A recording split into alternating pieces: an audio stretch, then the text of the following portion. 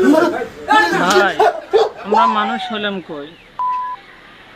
এই যে লোকটাকে দেখতেছেন, উনি ক্ষুধার্ত অবস্থায় হোটেলে আসছে কিছু খাওয়ার জন্য। মালিক তাকে খাবারও দিল, কিন্তু কি জানি কি উদ্দেশ্যে এই লোকটাকে আবার পিটা দিয়ে ধাক্কা দিয়ে হোটেল থেকে বের করে দিল। আমার মনে খুব লেগেছে এটা। এরকম কাজ কখনো করবেন না।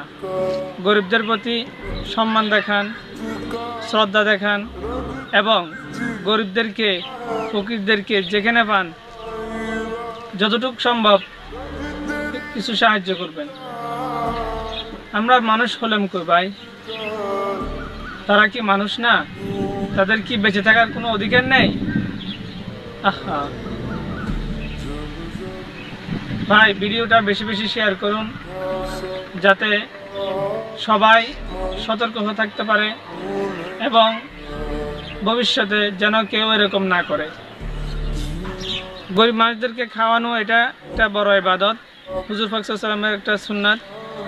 সবাই চেষ্টা করবেন যেন কোনো গরিব লোক যেন আপনার কারণে কষ্ট না পায়, এবং যেখানে পান গরিবদেরকে, ফকিরদেরকে যতটুকু সম্ভব আপনার সাধ্য অনুযায়ী তাকে সাহায্য করবেন।